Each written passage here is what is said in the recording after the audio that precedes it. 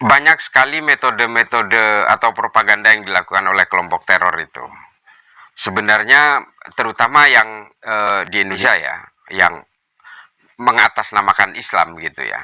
Itu rata-rata mereka kalau bicara tentang kecintaan terhadap negara atau pengakuan sebagai warga negara, ya mereka mengaku sebagai warga negara Indonesia. Dan bahkan ada beberapa ideolog yang dengan bangganya kadang-kadang dia apa membanggakan merah putih gitu. Tapi sebenarnya mereka mengharamkan Pancasila. Mereka teriak-teriak NKRI, ya mereka memang cinta NKRI dalam konteks entiti negara. State entity mereka mengakui itu. Tapi mereka sebenarnya mengharamkan Pancasila. Mereka mengharamkan Undang-Undang Dasar 45. Ada satu disclaimer meskipun mereka mengaku sebagai warga negara Indonesia, tapi sebenarnya dia tidak anti terhadap tatanan demokrasi, itu jelas. Dan mereka juga anti terhadap Pancasila, karena Pancasila dianggap buatan manusia.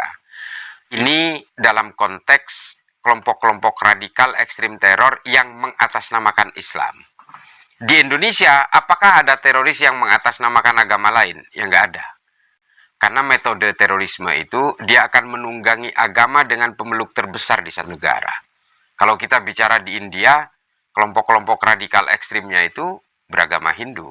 Korbannya ya orang Kristen dan orang Islam. Hindu supremacy, Hindutva, Shiv Sena itu adalah kelompok-kelompok radikal di India. Kenapa begitu? Ya karena di India itu kelompok mayoritasnya beragama Hindu. Jadi dia membajak agama Hindu. Di Myanmar membajak agama Buddha. Namanya Asin Wiratu dan kawan-kawan itu yang mempersekusi orang-orang Rohingya. Di Irlandia ya juga membajak agama-agama Katolik. Di Spanyol juga kelompok-kelompok radikalnya membajak agama-agama mayoritas, Katolik juga, seperti kelompok Baske segala macam. Demikian juga di Amerika Latin.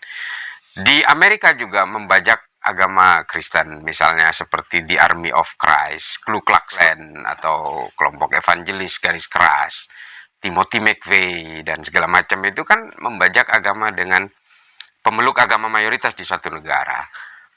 Kenapa kok mereka bisa membajak agama dengan pemeluk mayoritas? Supaya kejahatannya dimaklumi dan dibela. Supaya kejahatannya terlihat terhormat di negara itu. Nah, ini juga terjadi di Indonesia. Kalau ditanya, kamu warga negara mana? Ya warga negara Indonesia. Kecuali FTF. FTF itu Foreign Terrorist Fighters. Yang bergabung ke ISIS itu, mereka membakar paspor. Itu karena mereka menganggap bahwa destinasi mereka ini adalah negara yang dijanjikan Tuhan gitu. Dan itu praktek biasa itu di dalam dunia-dunia radikal ekstrim teror seperti itu. Dalam dunia gerakan-gerakan ideologis politik yang menunggangi, entah itu menunggangi gerakan ekonomi atau gerakan agama, itu sama aja semua. Anarkisme juga, Mikhail Bakunin juga sama polanya. Komunisme juga sama polanya. Yang mengatasnamakan Islam juga sama polanya. Nggak ada bedanya. Saya melihatnya dari perspektif Islam ya, karena saya belajar tentang sejarah Islam dan filsafat Islam. Jadi memang kalau kita berkaca kepada Rasulullah sendiri, kepada Nabi Muhammad sendiri memang tidak menyampingkan persoalan-persoalan politik.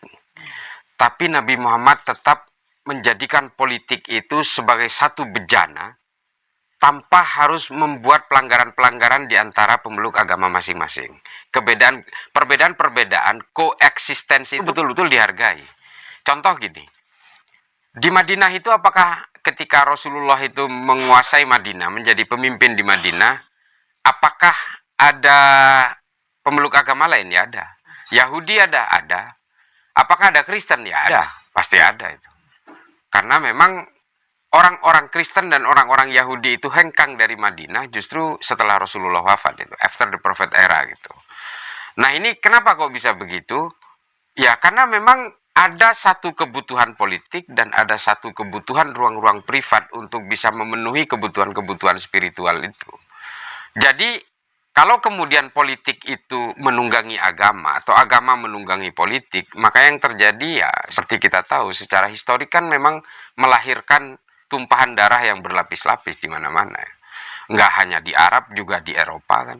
Eropa juga pernah terlibat sesama orang Kristen perang 30 tahun, membunuh 8 juta orang Eropa. sesama Kristen, yang akhirnya melahirkan redenominasi dan sebagainya, ada Katolik, Protestan, dan seterusnya itu. Demikian juga di Islam. Di Islam itu juga melahirkan perang-perang yang akhirnya menjadi sekte-sekte. Menjadi kelompok Khawarij, menjadi kelompok Syiah, menjadi kelompok Sunni, dan seterusnya. Itu kan juga lahir dari produk-produk peperangan yang politik yang mengatasnamakan agama. Nah, maka kemudian gerakan-gerakan untuk memisahkan politik ini terjadi di Eropa. Nah, kalau kemudian Nabi juga pernah melakukan itu, dan orang menganggap sekarang itu politik itu menjadi bagian dari agama, negara itu harus menjadi negara agama, supaya agama itu menjadi undang-undang tetap di dalam negara itu, menurut saya salah besar. Karena tidak mencerminkan dari sejarah kenabian yang ada di dalam Islam. Demikian juga dengan sejarah kenabian dari agama-agama lain.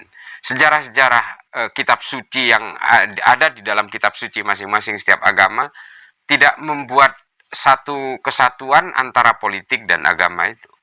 Ini soheh ini. Di Islam sendiri memang banyak sekali ayat-ayat yang mungkin kita semua tahu, misalnya bagaimana memposisikan orang-orang Kristen, orang Yahudi, dan sebagainya. Tapi itu dalam konteks pembangkangan terhadap negara. Makanya Nabi itu betul-betul sangat menghargai penghormatan terhadap negara, menghargai pembelaan terhadap negara.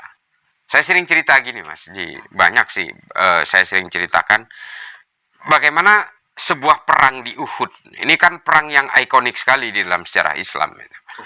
Itu perang Uhud itu adalah perang antara orang-orang Madinah di bawah pimpinan Nabi Muhammad dengan agresor yang datang dari Mekah. Salah satu korbannya itu orang Yahudi, namanya Mukhairik ibnu Ta'labah itu. Artinya perang di zaman Nabi pun itu sebenarnya bukan perang agama, tapi perang membela negara. Makanya ada orang Yahudi yang ikut berperang. Kalau perang agama, nggak mungkin orang Yahudi ikut berperang bersama Nabi. Nah, ini adalah contoh bagaimana Nabi itu menumbuh kembangkan bela negara. Menumbuh kembangkan pride and dignity sebagai warga negara. Nah, ini dibangun gitu. Posisi agama di mana di situ? Ya, agama tetap menjadi satu bagian dari enklav-enklav kecil atau personal-personal kecil di luar konteks berpolitik secara kolektif di dalam satu negara. Ini yang harus kita pahami di Indonesia. Posisinya di mana? Ya, ketika saya sholat, saya harus wudhu dulu. Ketika sholat, saya mengikuti aturan-aturan sholat. Ketika ngaji, saya harus pakai tajwid dan sebagainya. Tapi ketika kita keluar dari rumah, berkendara, nemu lampu merah, ya kita harus berhenti. Karena kalau kita memaksa lewat, ya kita tabrakan dengan yang lain. Dan itu aturan negara. Apakah di agama ada? Nggak ada. Nggak ada. Aturan lalu lintas nggak ada. Paling aturan-aturan baku yang mengatakan kita harus tertib. Kita harus berakhlak. Kita harus memberikan rahmat kepada yang lain. Tapi secara detail kan aturan negara yang memberikan itu. Nah, ini adalah bagaimana kita memposisikan ketika kita menjadi orang yang beragama, kapan kita menjadi sebagai warga negara di dalam satu negara. Ada dua hal yang kita harus berjalan seiring. Kalau dalam konteks itu, Imam Ghazali, ya, salah seorang tokoh di dalam pemikiran Islam, bahwa fungsi agama di dalam kehidupan politik itu adalah sebagai makosid. Makosid itu syariah. Makosid itu adalah pengawal, sebagai alat kontrol saja. Nah, ini penting nih. Makanya apakah kemudian kehidupan di dalam satu negara ini agama harus mengalah? Ya, nggak harus mengalah juga. Tapi sebagai alat kontrol moral. Sebagai alat kontrol moral dari setiap warga negara yang ada di Indonesia. Gitu ya. Tapi intinya sih sebenarnya adalah moral itu menjadi penting di dalam kehidupan warga negara kita. Moral itu juga tidak terlalu merujuk kepada agama sebenarnya. Orang-orang yang ada di Afrika, orang-orang yang mengabdi kepada kemanusiaan, yang nyuapin orang kelaparan tiap hari di Afrika, belum tentu juga punya agama. Tapi moral itu menjadi penting. Tapi kenapa kemudian agama ini melekat kepada moral? Karena semua agama itu memiliki kandungan arahan, petunjuk, jukrah, juknis, juklaknya itu ya di agama itu komplit tentang moral itu.